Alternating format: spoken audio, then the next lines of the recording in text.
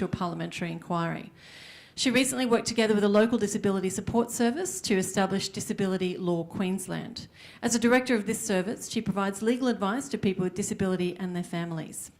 Aimee has also worked as a gender advisor to the United Nations Special Rapporteur on the rights of Indigenous peoples and created a best practice guide to help survivors of child sexual abuse engage with the Royal Commission.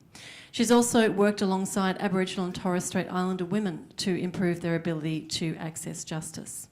Her presentation today will offer insight into the Queensland Human Rights Act, recently passed by Queensland Parliament. She will be taking questions afterwards, so if there is anything that you hear that you want to know more about or question, please know that you will have the opportunity to do so. Her presentation is titled, When Our Rights Come Home, What a Human Rights Act Means for Queensland. Please welcome Aimee McVeigh.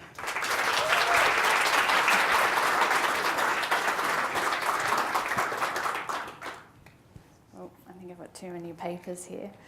I do have too many papers. Hang on 1 second. And too many things in my hand. Okay. No? Oh, on helps. Yes, okay. Hello everyone. I would just like to begin by acknowledging the Yagara and the Turrbal people, the traditional owners of the land that we're meeting on.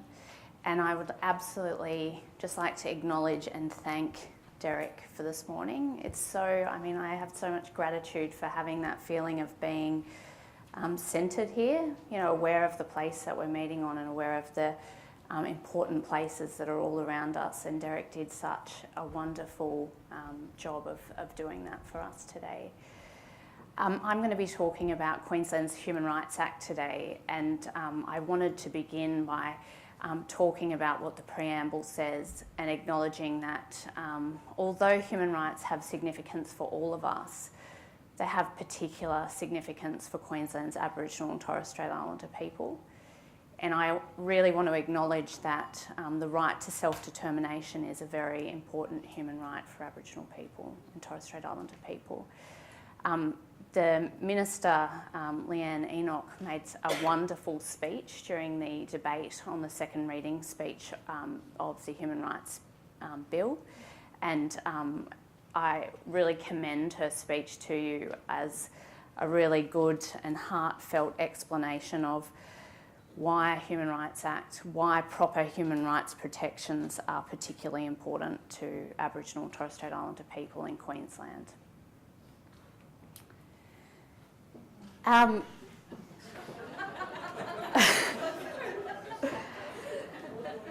am super excited to be here today because I was here, I spoke at the on a panel at the platform Platform 1225 event in 2017, and at that time I was talking about what a Human Rights Act might mean for Queensland. If we got a Human Rights Act, what would it mean? And today I'm here to talk to you about our Human Rights Act and what we're going to be doing to make sure it means something for all of us. So it's actually a really nice reflection for me to be here in a totally different capacity where I'm not trying to convince you that we need this, but I'm now talking to you about how we're going to make it real. I think, Derek touched on this as well. To understand where we're going, we have to talk a bit about where we came from. So I don't want to bore you with a history of the campaign or how we got to Human Rights Act for Queensland, but I do want to talk a little bit about how we got here. And I really want to thank this guy. Because, without him, I really don't think that we would have a Human Rights Act. He reminded us, Campbell Newman reminded us what it feels like, what it looks like when we have a government who isn't concerned about limiting our human rights. And when we had the Newman government, Queenslanders woke up and realised, look how vulnerable we are and look how powerless we can be.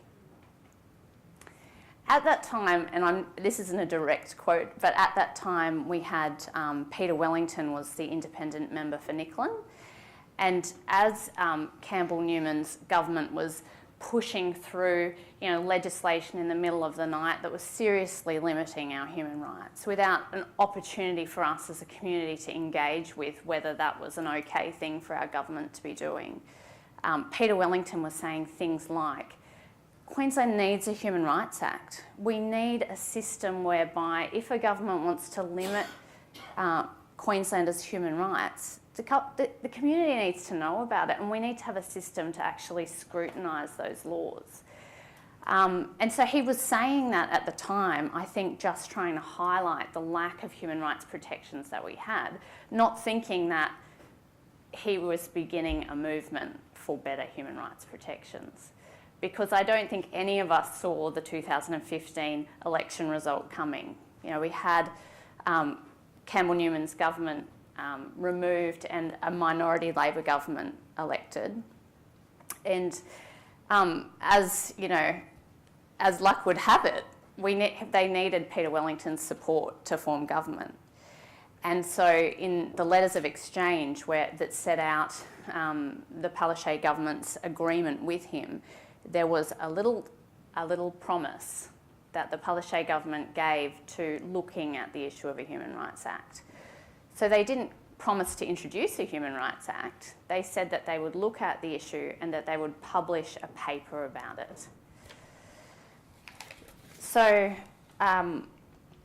what then happened was, off the back of that little kernel that could have, gone nowhere really if we didn't pay attention to it, a bunch of people representing community organisations and individuals got together to talk about what we could do about this little potential opportunity. And out of that grew a campaign for a Human Rights Act for Queensland. It really grew to a community, a community of people that were calling on government to introduce a Human Rights Act.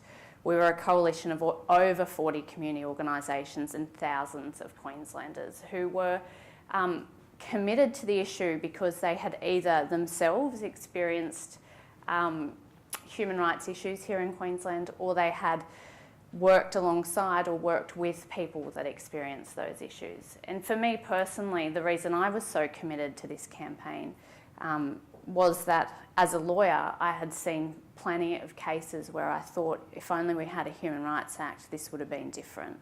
And what I'm talking about is when I've represented really vulnerable women interacting with the child protection system and blatantly seen that in that process their rights were not being protected. Representing people interacting with the mental health system, representing people dealing with housing issues and just seeing them not being treated with respect and dignity. And it was because of those experiences that I thought that it was a worthwhile campaign to volunteer my time to. But now the next chapter begins. And now we get a chance to talk about, well, what is the Human Rights Act actually going to mean, and how can we, as people who care about social inclusion in Queensland, how can we use this Human Rights Act to make a difference? So what I'm going to talk about is what a Human Rights Act is. I'm going to try and explain how it might work in practice, and I'm going to talk a bit about what our role is in using a Human Rights Act. So really, what I'm trying to answer is this question: how does a Human Rights Act help in the movement towards a fairer and more equal state? So in the last 4 years, when I've been talking about a Human Rights Act and trying to convince people that we need a Human Rights Act and what a Human Rights Act is, this is sort of the way I've explained its importance. I've said that it's really important that we have a law that outlines what our human rights are, so that any person can pick up a piece of legislation and see which human rights are protected here in Queensland, and then sets out what the government has to do in order to protect those rights, and then gives us an ability as citizens interacting with government to hold government to account when things go wrong. So having that safety net. So that's what we were talking about as a campaign. When the Human Rights Bill was introduced, first introduced into Parliament, it was accompanied by explanatory notes which outline what the government's policy objectives are in introducing this type of legislation. And so what they said, the reason they said they were introducing the Act was to establish and consolidate statutory protections for certain human rights. So really that idea of having a list of rights. Ensure that public functions are exercised in a way that's compatible with human rights, and promoting a dialogue about the nature, meaning and scope of human rights. So that's the bit about changing the way that government, or improving the way that government does its work. And then to rename the Queensland Anti-Discrimination Commission to the Queensland Human Rights Commission, and giving the Queensland Human Rights Commission a role of dispute resolution, and also promoting an understanding, acceptance and public discussion for human rights. Now I just want to flag that sort of last bit is pretty exciting, because nowhere else in Australia is there a place, a complaints process where people can go and complain that their human rights haven't been properly protected. So the Queensland Government has actually gone further than the other jurisdictions by expanding the powers of our Commission, renaming it the Human Rights Commission, and allowing our Commission now to look at a broad range of human rights issues, not just discrimination. So this is all pretty recent news. The Human Rights Act received royal assent on the 7th of March, so just last month. And we're still waiting to hear confirmation of when all of the Act will commence. So what we're expecting is that the education function and the renaming of the Anti-Discrimination Commission will happen from July this year.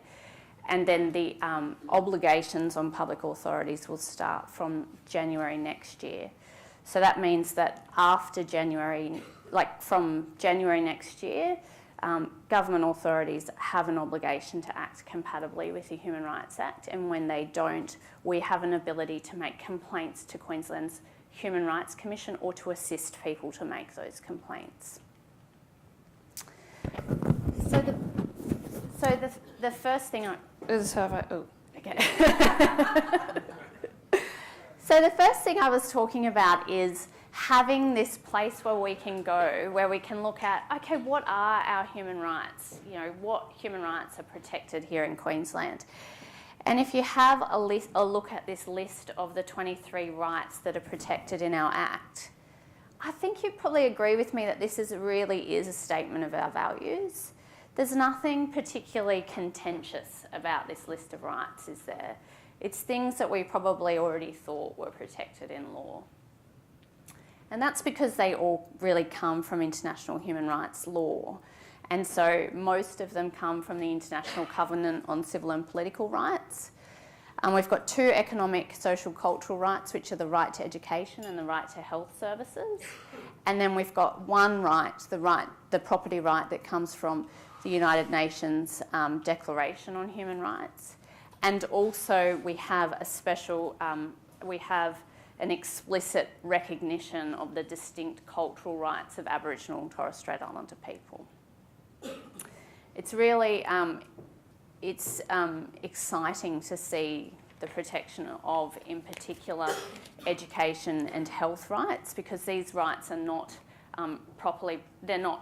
protected in other jurisdictions, and Queensland's the first jurisdiction to have a protection of the right to health in human rights legislation.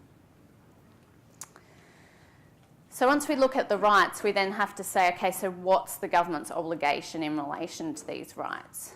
And then we have 3 arms of government.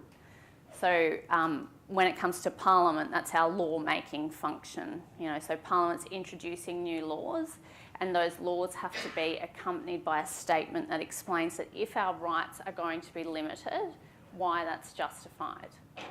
Through the parliamentary committee system, the committees have to look at, are Queenslanders' human rights limited by this legislation? And if so, can that limitation be justified?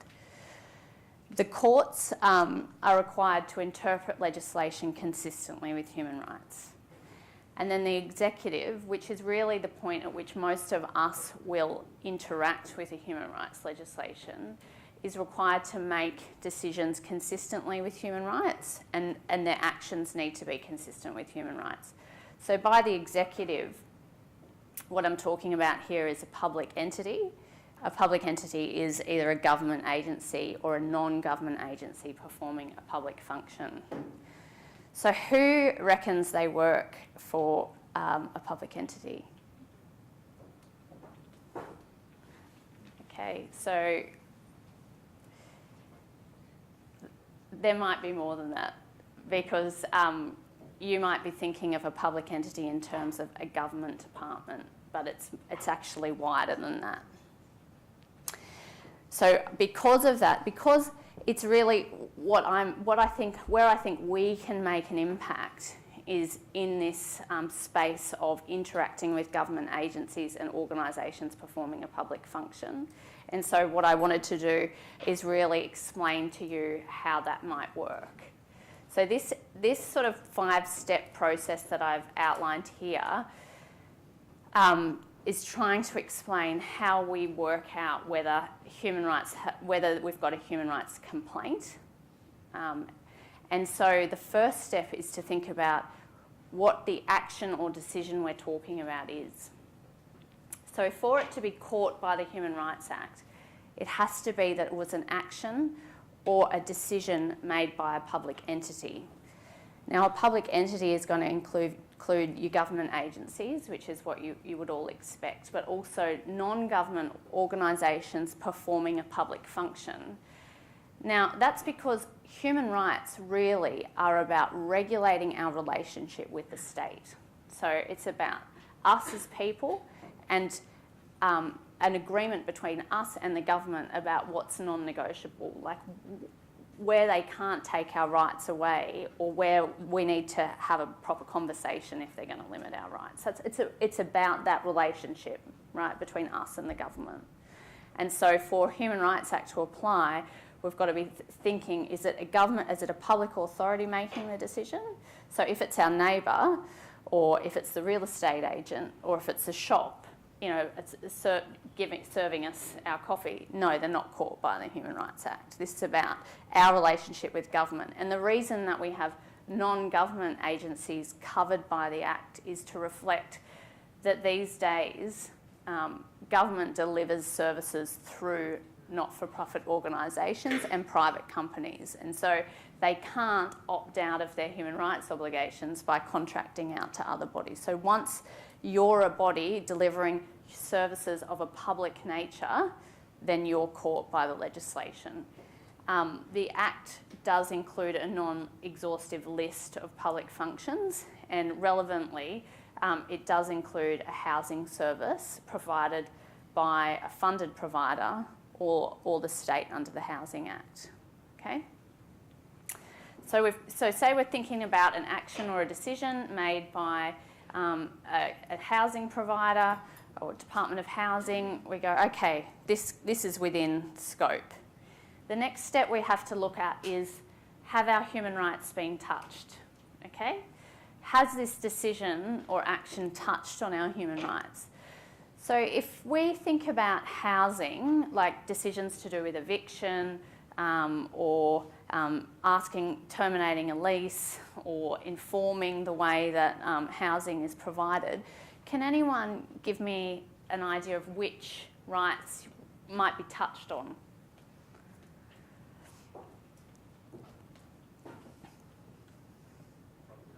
Property rights? That could be one. A fair hearing could be one. Definitely. Cultural rights, potentially? Definitely, yep. There's some great case studies that have come out, particularly in relation to Aboriginal Torres Strait Islander people's cultural rights and how that interacts with housing. The most common rights that are touched by these questions around housing are actually the right to privacy. And so that right to privacy actually includes the full right is the right to privacy and reputation, which includes the right to not have the person's privacy, family or home unlawfully or arbitrarily interfered with. Okay? So don't feel depressed when you look at this list of rights and say, hey, but where's our right to housing? Because when we interrogate that right to privacy, there's clearly a right to not have our home arbitrarily interfered with. Another right that really comes up is the right to protection of family and children. So, you know, as advocates, when you're thinking about does this action touch on my client or a person that I'm supporting rights, you would be thinking about how is this impacting their family? You know, is it pulling their family apart? Is it rendering, you know, a single mum homeless? Is it meaning that her kids can't go to the local school anymore? You know, they're the sorts of things that we'd be looking at. And other rights other than the ones that you guys identified that are touched on are the right to recognition and equality before the law, so that idea of non-discrimination, and also the right to life can be touched on when we're thinking about home housing. So we've identified we've got a decision by a public authority, then a public entity, then we've touched on, and look, when we start to work in this space regularly, step number 2 can become fairly obvious because you know the kinds of decisions you're looking at regularly and the types of rights that are often engaged. The third step is was there any other option for that decision maker? Okay, if there was no other option but for the decision that they made, even if the rights were limited, it won't be in contravention of the Act. And what I'm saying here is like a child safety officer that's removing a child because of a court order, or a police officer executing a warrant. You know, they don't. Those actions certainly limit people's rights, but that particular action, in that particular action, that person had no other option but to do what they did. That's not to say that all the other circumstances surrounding that might not give rise to human rights issues, but that particular decision, if they had no other option, then it wouldn't be caught by the Act. The next step is to look at, okay, we've identified that the right was touched on, but now we want to look at, was the right actually limited? Okay, so when we're looking at that question, the questions that we need to ask are, is that person's human rights being respected, or are they being unfairly interfered with? Are the person's human rights being protected through this decision?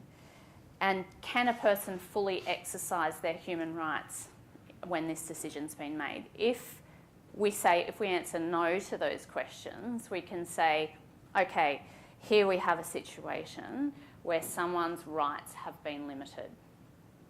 Okay, so we've come to the point where we've worked out this is a relevant decision for the Act.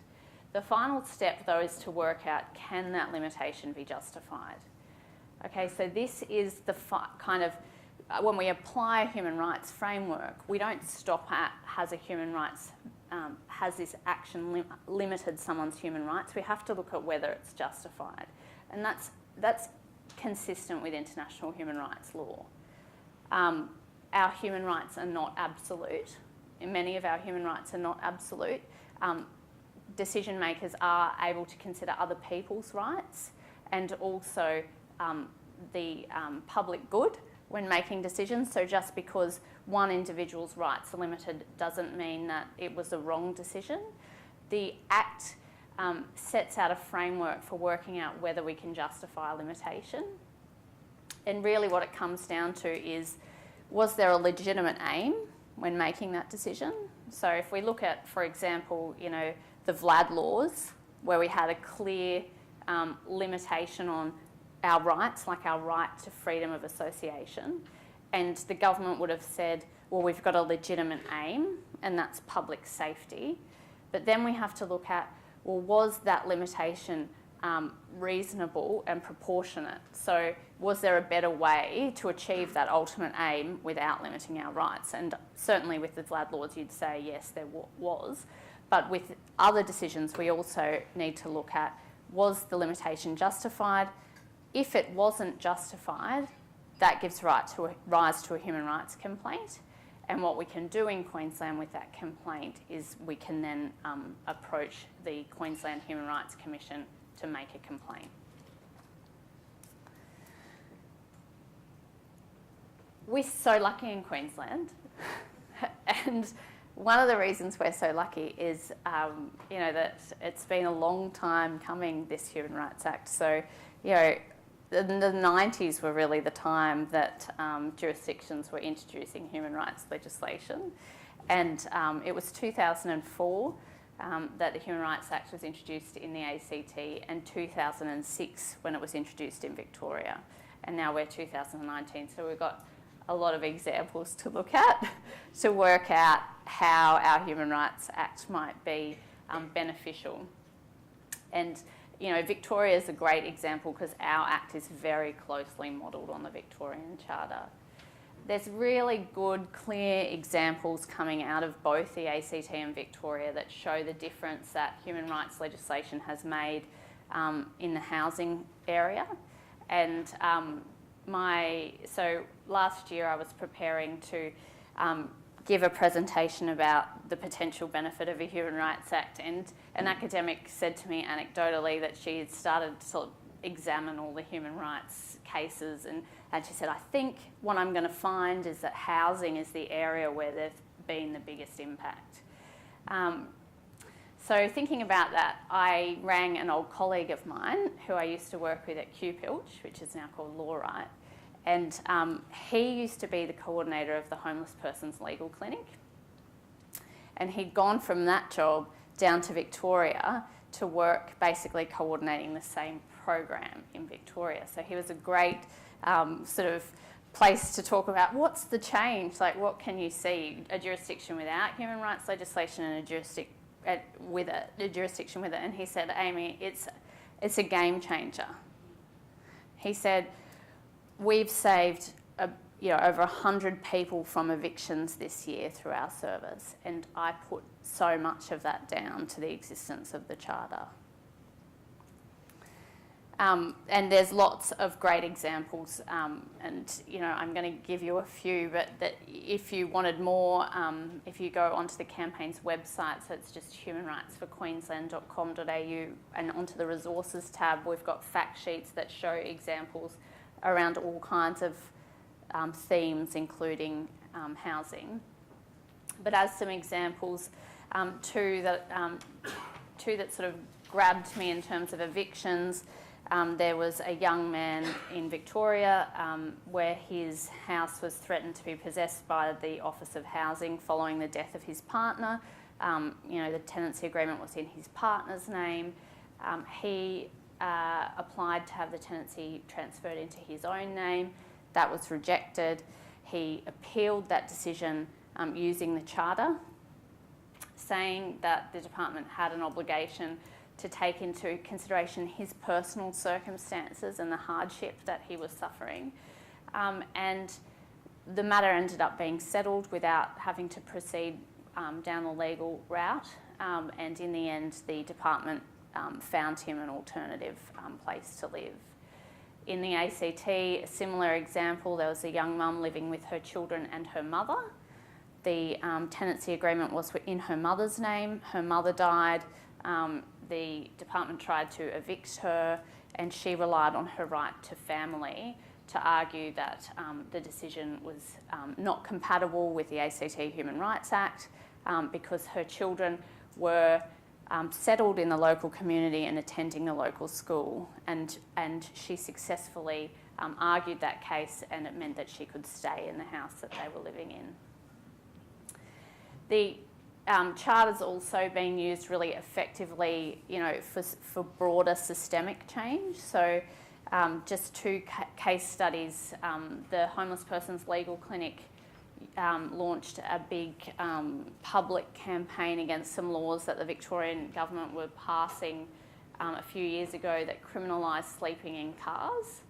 So what actually was happening, it was a local government. The Shire of the Yarra Rangers had proposed to pass a law prohibiting people from sleeping in cars, and the issue they were trying to deal with was backpackers sleeping in their cars in national parks without paying the fees, but actually the consequence was that it was actually criminalising homeless people that were sleeping rough because they had nowhere else to go.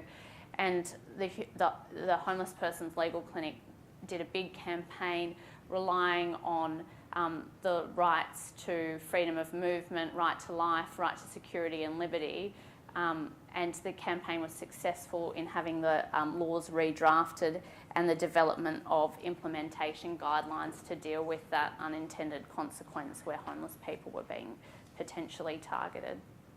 Another example was in 2014, there was legislation passed in Victoria to significantly expand police powers to direct people to move on and introduce exclusion orders. The homeless law used the rights to freedom of movement, peaceful assembly, association and expression in their advocacy and effectively campaigned or lobbied for the laws to be changed. So even though the legislation was introduced, it did take into consideration those human rights and the submissions made by homeless law. So I guess in terms of what we can do, I think what I kind of tried to identify in that 5-step process is that we're going to be coming into contact with this legislation both as decision makers and as people interacting with decision makers. So we might be making decisions ourselves, or our organisation might be making decisions, but we might also be working alongside or supporting people who are interacting with government agencies. And some of us will be doing both of those things at once. So we actually have scope to do a lot within that role to make sure human rights are protected. So from an agency perspective, what we want to make sure is that when we're making decisions about people, or we're acting or in our actions, that we're doing it compatibly with human rights. So that's that 5-step process that I talked about. Working out what are the common decisions that your organisation is making and what rights do we routinely touch on, and then working out what our process is to make sure that when we do have to limit people's rights, we've done it in a way that's justifiable. Then the next thing is to make sure that our internal complaints processes are really robust and that anyone dealing with complaints understands how to apply that human rights framework to a complaint, because the Human Rights Act actually gives agencies an opportunity to resolve complaints before it goes to the Human Rights Commission. So people actually have to complain to the agency first. So kind of gone are the days where you complain to an agency and they may or may not investigate your complaint and you never hear about it again. This is about people having to still go through that complaints process, but if they don't get a reasonable response, they can then go to the Queensland Human Rights Commission. Now, what do you think the Human Rights Commission is going to do with complaints? If you're in an agency that's being routinely complained about for the same things, for the same issues, do you think the Human Rights Commission might pick that theme up and then do some reporting and some research around that particular issue? That's not good for an agency. It would be better if an agency was able to identify where they were going wrong and deal with it, particularly through that complaints process internally. And then if the Commission does come knocking on your door, at least you can say, this is the issue. We know that this is an issue and this is how we're dealing with it. The next thing is more from like an advocate point of view. So when you're either interacting, so really what I'm thinking about here is when you're working with vulnerable people, having a bit of an advocate hat on at the same time, whether that's because you're a social worker or because you're a support worker or in any of those roles, thinking about what's happening to that person in terms of their human rights. Because when you read the case studies out of the ACT in Victoria, what really what you can really see is that a lot of the change happens at that grassroots community level. Like, it's not about the big, sexy human rights cases.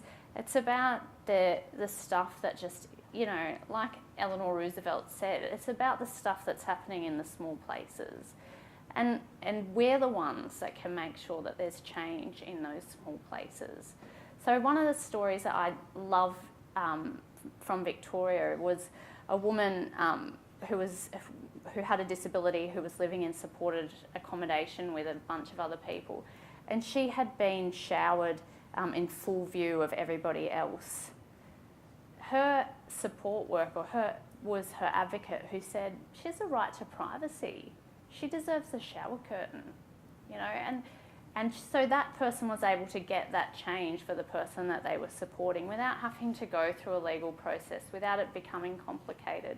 And that's a small thing, isn't it, getting a shower curtain, but it's a massive thing for the individual. The next thing, obviously, is that we should be on the lookout for when people should be making a complaint to the Human Rights Commission. So if, you know, and having those conversations with people about, look, I think, you know, you could make a complaint, making sure that they have that information, supporting people through that complaints process, that shouldn't be technical, that shouldn't be overly legal, that you should actually be able to support someone to engage with. One of the things is obviously through legal action, so there will be times when it is a good idea for the matter to be heard by a court. And this is, with our Human Rights Act, you can't make an action in court just based off your rights being limited. It has to be that you have existing legal proceedings. So, for example, if you're involved in child protection proceedings, you could rely on your right to family or your right to equality before the law, but you couldn't start your own legal proceedings based on those rights. It has to be something that's already existing. It's a weird thing. It's called a piggyback provision. So we piggyback our human rights onto existing claims.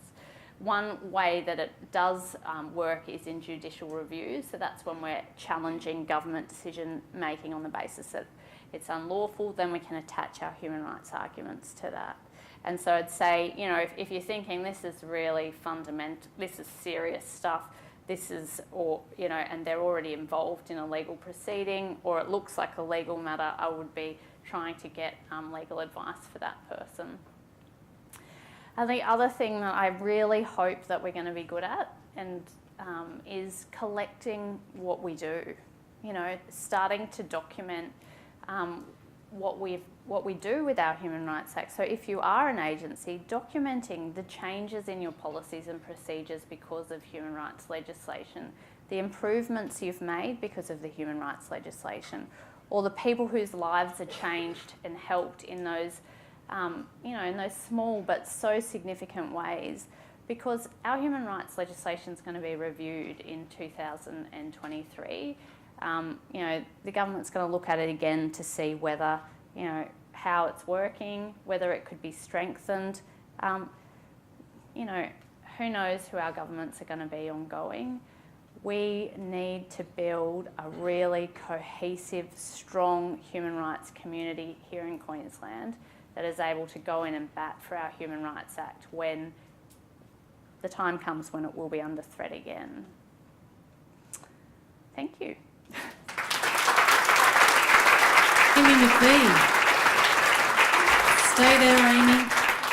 Does anyone have any questions for Aimee? We have 3 roving mics. We have Tanya, Amel and Caitlin. I've got a question up the back from our roving mic folk.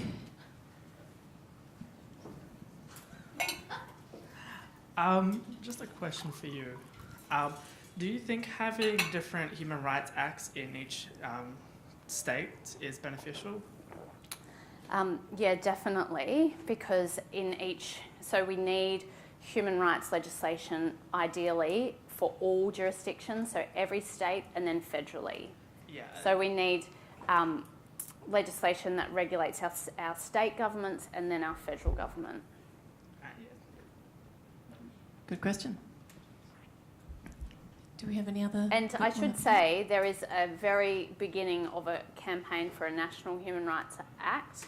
run by the Human Rights Law Centre down in Victoria, because obviously this act is only going to cover what our Queensland government's doing, not decisions about, you know, immigration and refugees and all of those decisions that our federal government's making.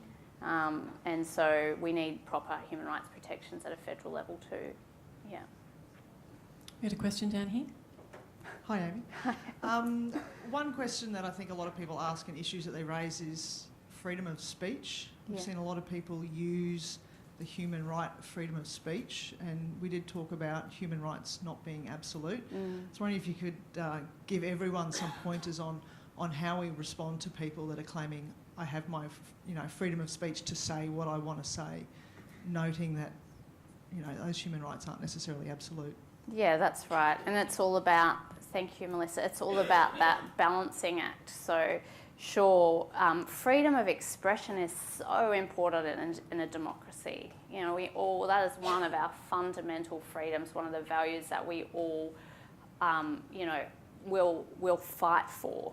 Our ability to have these conversations, to meet together, to have the difficult conversations.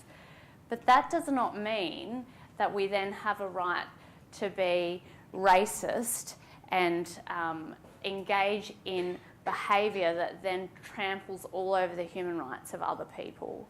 So, sure, we have a right to freedom of expression, but it is not absolute. It has to be balanced up against the rights of other people, including the right to non-discrimination, the right to equality before the law.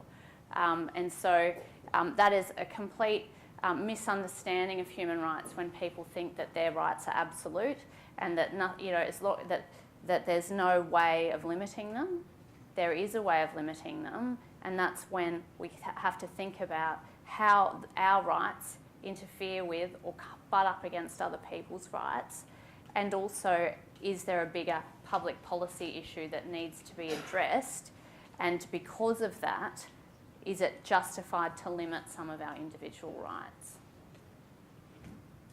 Great question and very good answer. Any other questions? Got one down here. Hey, Amy, my name is Sean. As a young person and an advocate, how do you reckon, or what would you suggest would be like a step process for young people to sort of bring about systemic change? Just thinking from the top of my head would be, health rights for migrants, for example. Yeah. Or access to affordable healthcare to the trans and gender diverse community. Mm-hmm. Would you, for example, would you say start collecting evidence? Yeah. Yeah. So thank you so much for the question, Sean. I think so many ways. We can look at an individual on an individual level, but also on a systemic level in relation to that question. So when we're supporting vulnerable people, it's about having an awareness of what those 23 human rights are and having an awareness of where those rights are being limited. And when I went through that 5-step process, it does sound reasonably technical, I think, but that was really just to demonstrate what's involved, the decision, who we're looking at in terms of a decision maker, and then the fact that rights can justifiably be limited. But we all have a pretty good sense of when rights are not being protected, and I think when we have a good idea of what those 23 rights are, and we can see a situation where someone is not being treated fairly, it's a pretty good beginning to say, okay, we can do some individual advocacy for this person around what's happening for them. But at a systemic level, so, the Human Rights Campaign was addressing an issue of a lack of human rights protections. But now what we can use the Human Rights Act for is all kinds of advocacy to say, well, hang on, that government policy is having an unintended impact on the rights of young people to access healthcare, and we can now rely on our human rights in our advocacy where we really couldn't before. Yeah. And that idea of collecting case studies and examples is so important. Yeah. Just to clarify my question, would you say that would be a starting point of potential change? I think the starting point is to understand, individually, make take responsibility for understanding what is in this legislation, like what are those 23 rights. And so the first step is to build our awareness and our understanding of this framework. Yeah. Thank you, Sean. Great question. Does anyone else have any questions, more questions for Aimee? Sorry, just one. In terms of accessing, we're talking about legal action. Yeah. Will legal aid be available for people? Great question. That is a great question, and it's not one I can answer at the moment. So there was not enough money in the budget for this reform. The Commission alone didn't get enough funding to actually properly implement this Act. As a sector, we don't know who's going to be funded to assist people to do the strategic litigation that's going to need to happen. And when I say strategic litigation, that's to emphasise the point that this law is not about resolving issues in court, but there will be some circumstances where we do need to go to court. And so it's strategic litigation because we can see if we take this matter forward, it will have a benefit, for people more broadly. So I hope that we're going to see funding for legal aid to assist with human rights stuff, and that some of our community legal centres will also be able to offer assistance. But at this stage, I can't say which services or where you would go to get that advice. Yeah. Any other questions? But remember that it's not in force until January next year. So I hope by then we'll be able to say what the services are. Hi, just quickly, to aid in our ability to advocate, are we able to have a copy of your slides? Yes, definitely. Yeah. All of the presentations will be available on the website at the end of today. Thank you. No more questions? Please thank Aimee McVeigh.